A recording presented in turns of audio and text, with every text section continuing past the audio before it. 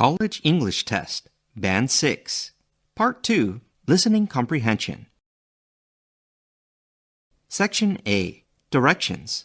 In this section, you will hear 2 long conversations. At the end of each conversation, you will hear 4 questions. Both the conversation and the questions will be spoken only once. After you hear a question, you must choose the best answer from the 4 choices marked A, B, C, and D. Then, mark the corresponding letter on answer sheet 1 with a single line through the center. Conversation 1. Thanks for inviting me out tonight. I've been wanting to try this place for weeks. I usually pass it on my way home from work, but never seem to have time to stop. I've been dying to come here as well. I was worried that the menu might not be accommodating, but one of my close friends ate here last week. She's a vegetarian. She told me that there were a lot of options for her, and they offered alternative dishes. But you're not vegetarian, are you? Well, not entirely. I don't eat meat at all, but I don't have a problem eating fish, seafood, or eggs. Isn't that very difficult? I can't imagine giving up a premium juicy steak or bacon cheeseburgers. I wouldn't know. My parents followed the same diet. Even when I was younger, we never had meat during meals, and I never really had a craving to try it. I bet it would be hard, though, giving up something you're accustomed to eating. I tried cutting back on coffee in the morning, and it was awful. Come to think of it, it was probably even worse for my colleagues that had to deal with me at morning meetings. That's even harder to imagine. You without coffee. So you say your parents also followed a partially vegetarian diet? Why did they decide to do that? That's an interesting question. I never thought to ask them, though. My best guess is for health reasons. They're not terribly active or knowledgeable about animal preservation efforts, but they're serious about their health. Both are in their 70s now, but eat organic as often as possible and take part in regular physical exercise. Neither of them has any health problems, and they hardly ever get sick. In that case, I might give it a try someday. Now back to the menu. What are you going to have? Questions 1 to 4 are based on the conversation you have just heard. Question 1. Where does the conversation most probably take place?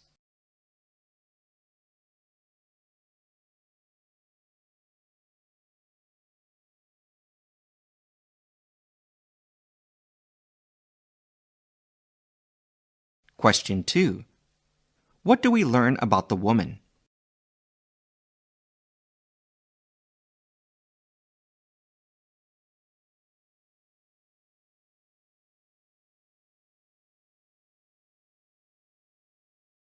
Question 3. What would be a difficult thing to do, according to the woman?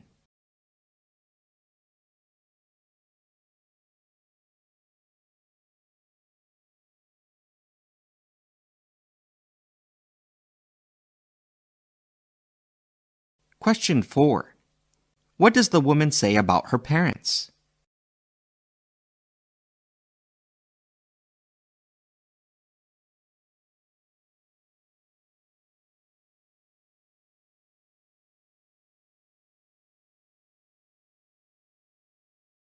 Conversation 2.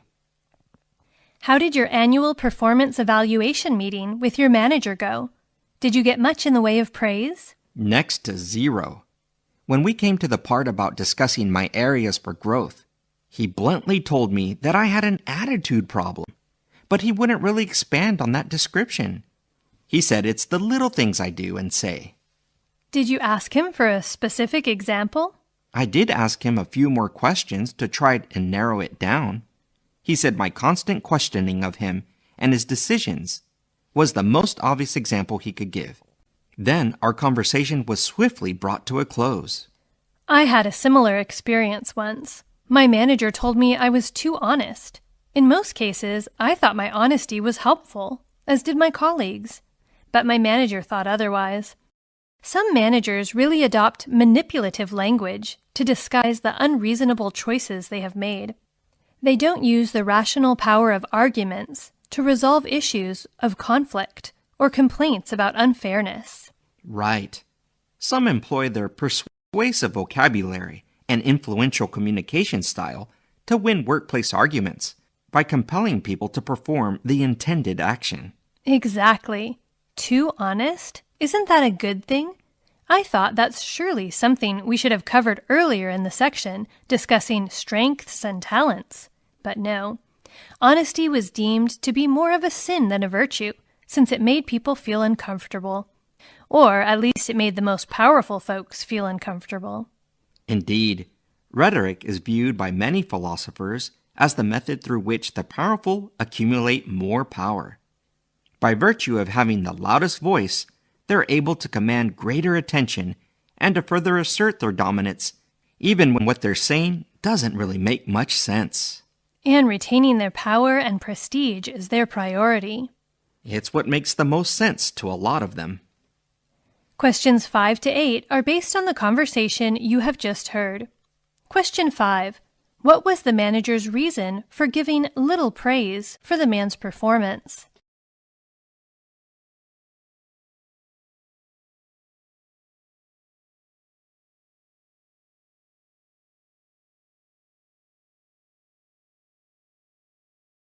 Question 6. What does the woman say about some managers?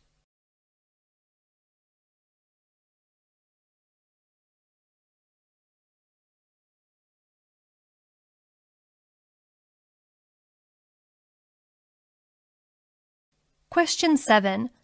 According to the woman, what do some managers think of honesty?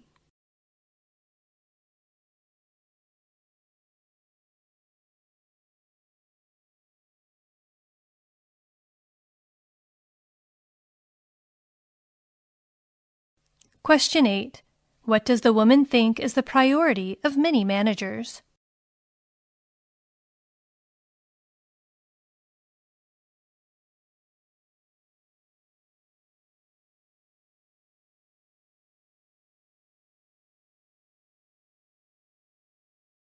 Section B. Directions.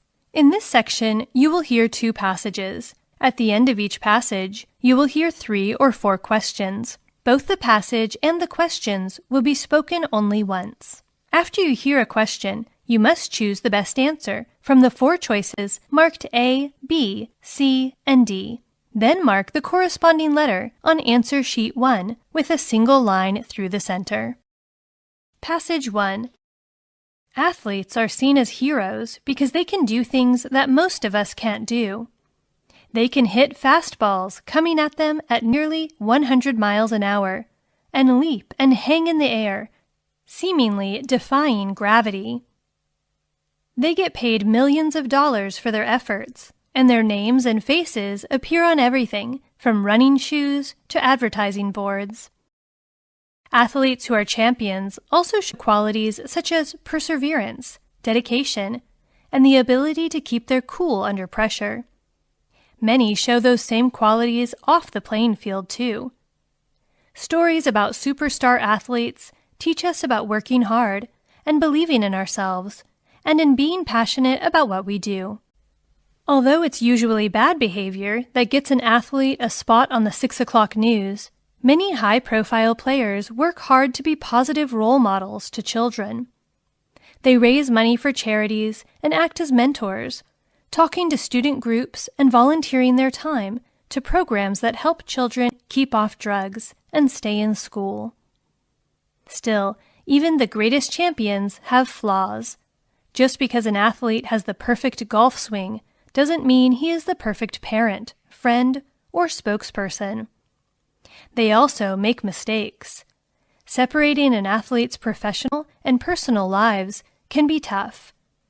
When a sports star gets in trouble with the law or does something wrong in their private life, fans are often left disappointed. Before he died, baseball star Mickey Mantle, who was plagued with alcohol problems, told young ball players and the fans who admired him to play like me, don't be like me. Questions 9 to 11 are based on the passage you have just heard. Question 9. Why does the speaker say athletes are often viewed as heroes?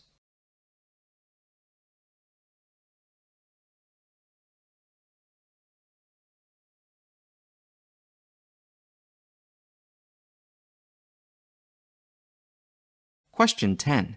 What does the speaker say many high-profile players do?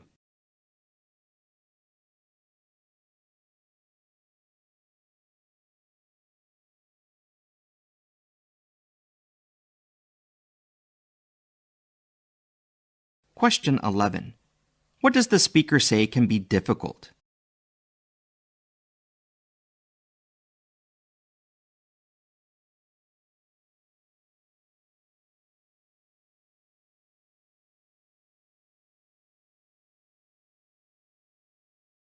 Passage 2. We don't need to tell you that weddings can get expensive. Even with the most meticulous budgeting, a few unexpected costs are bound to occur. While most brides tend to accept this as fact, one Canadian woman, who is only known as Susan, attempted to avoid all wedding costs. She did this by asking her friends and family to pay up to attend her wedding. It went about as well as you'd expect. Susan is causing quite the debate online after posting a bizarre Facebook complaint about her now canceled wedding. Yes, the couple called off the wedding just days before their wedding vows. Since the guests refused to pay the $1,500 attendance fee, the $60,000 dream wedding was put on permanent hold. In her long explanation filled with cursing and swearing, the bride accused her friends and family of ruining her marriage and her life. She stated that each guest would only need to pay $1,500 while she sacrificed everything for the day. Her maid of honor told her to stick to the budget, as she was asking too much from her guests. But Susan ignored her. Not surprisingly, only 8 people responded positively to the wedding invitations and money requests. Realizing they would not be able to afford their dream wedding, Susan's future husband suggested getting married in Las Vegas. The bride quickly shut down the idea, saying she did not want a wedding of gambling and heavy drinking. It seems her dream wedding has now become a nightmare. Questions 12 to 15 are based on the passage you have just heard. Question 12. What does the speaker say about weddings?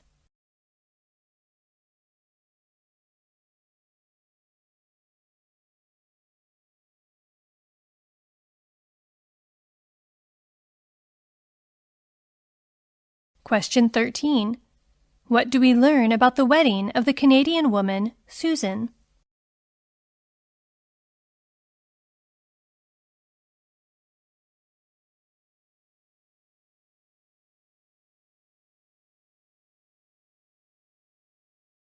Question 14. What did Susan's maid of honor advise her to do?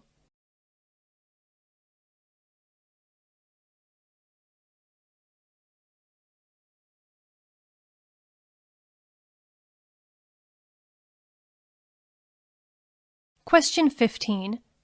How did Susan respond to her future husband's suggestion?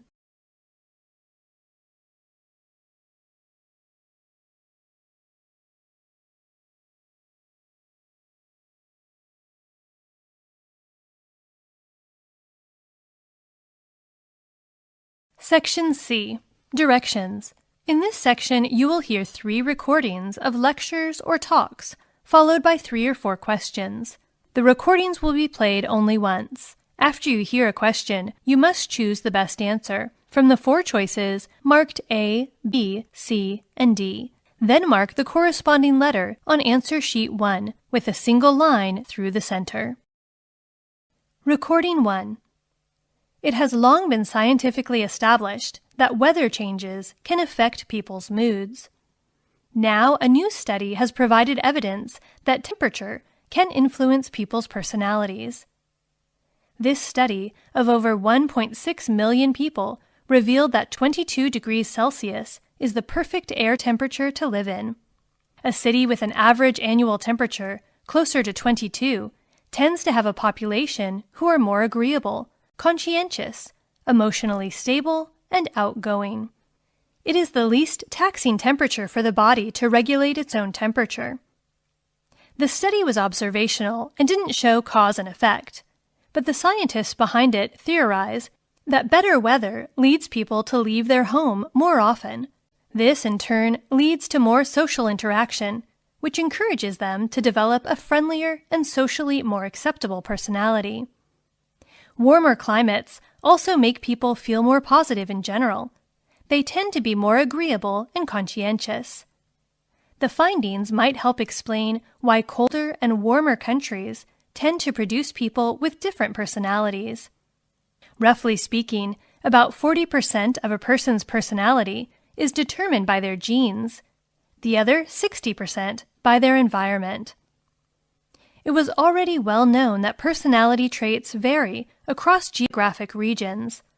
Scientists also knew that these geographic personality traits are associated with a broad range of consequential outcomes.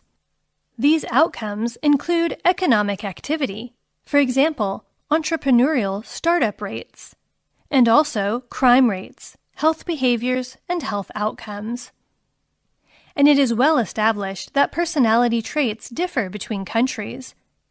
The research team speculated the two might be linked. To test this, they gave online personality tests to 5,587 Chinese students and 1.66 million Americans. They then compared the results with the average annual temperature where they grew up. The tests measured personality along 5 well-studied characteristics. The 5 were agreeability, conscientiousness, emotional stability, outgoingness, and openness to new experiences. In both groups, the researchers found the closer a town's average annual temperature was to 22 degrees, the more its population exhibited those personality characteristics. However, the findings were much stronger for the Chinese group than the Americans studied, which suggests that though temperature plays a role, it does not play a dominant role. The effects are fairly weak. It's unlikely to lead to many arguments over the temperature setting of the office air conditioner. Questions 16 to 18 are based on the recording you have just heard. Question 16. What has a new study revealed about temperature?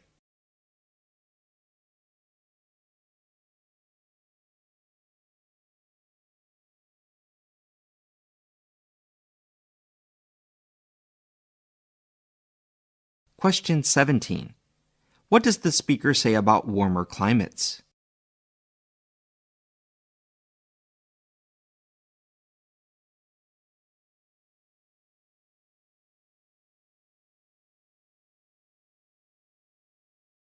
Question 18. What do the online personality tests suggest?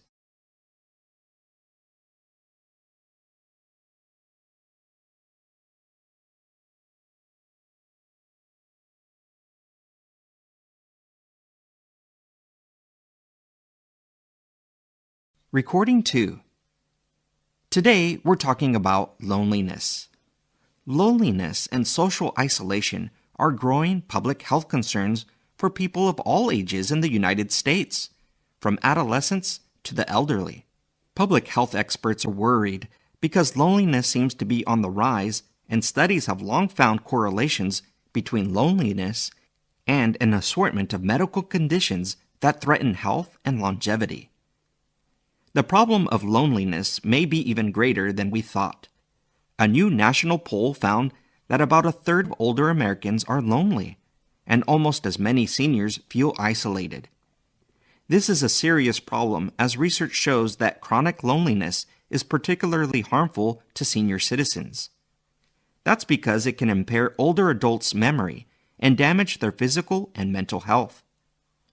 Chronic loneliness even impacts the life expectancy of seniors, increasing their risk of early mortality. Let's take a closer look at that poll now.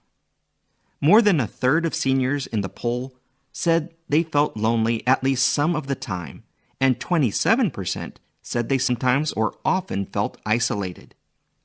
This reflects how much time the seniors spent with others. Almost 30% said they socialized with friends, family, or neighbors once a week or less. Women were more likely than men to report loneliness. But there is good news. It looks like loneliness can be reversed, but researchers are still trying to determine the best way to do so. Why is that? Resolving the problem of loneliness among seniors often isn't as simple as getting them together with others or moving them in with their children. In fact, the poll found that seniors who lived with their children were more likely to report feeling lonely than those who didn't. This may be because loneliness refers to the discrepancy between actual and desired relationships. So, it's possible that someone who lives alone doesn't meet that definition, while someone in a house full of busy people does. How can we solve the problem? Well, the researchers assert that it's important to address each person's underlying cause of loneliness, whether it's the death of a spouse, medical problems, or social expectations that haven't been fulfilled. It's noteworthy that there is one general recommendation. While finding solutions for loneliness is highly personal, research suggests the best interventions are those that involve meaningful social contact at least once a week. Depending on the person, that could mean volunteering, seeing an old friend, or something else. Questions 19 to 21 are based on the recording you have just heard.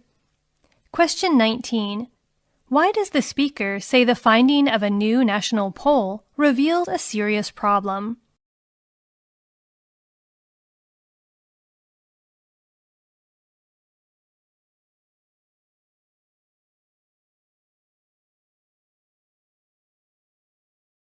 Question 20. What is the good news the speaker talks about?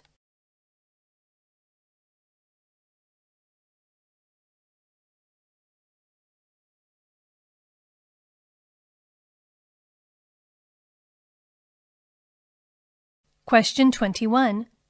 What is the key to solving the loneliness problem, according to the speaker?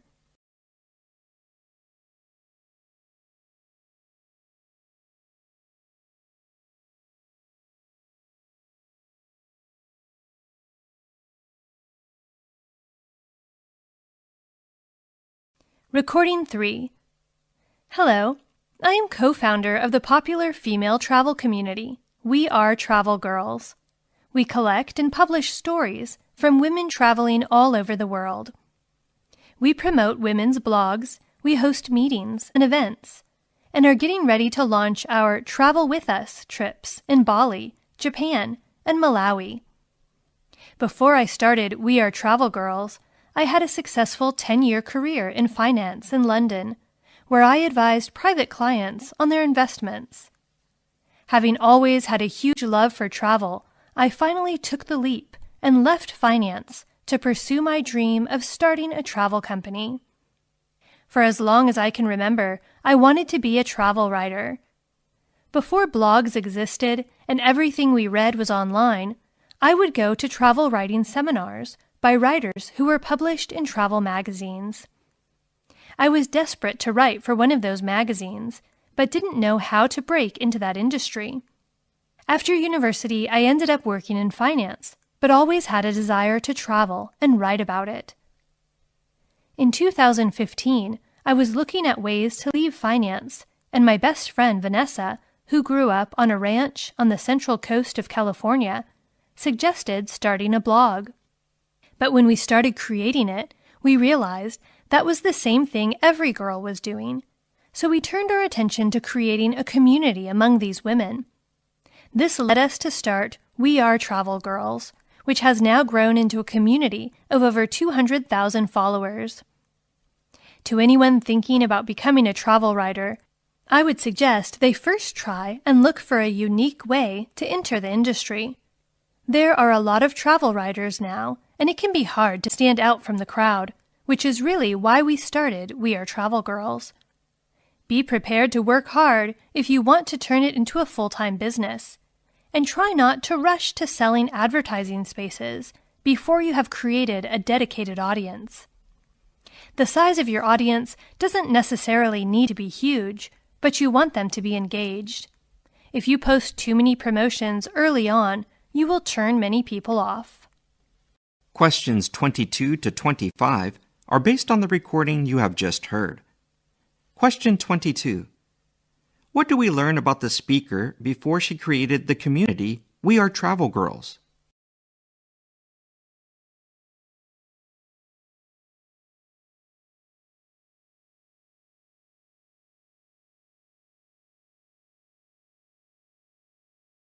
Question 23. What did the speaker's friend suggest they do in 2015?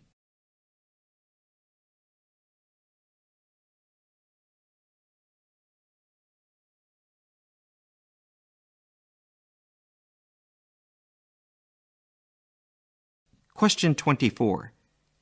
What does the speaker advise people to do if they want to become travel writers?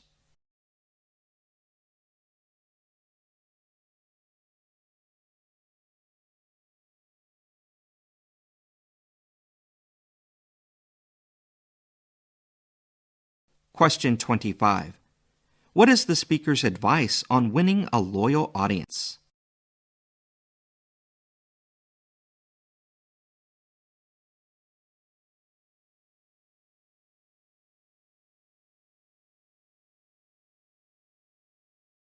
That's the end of listening comprehension.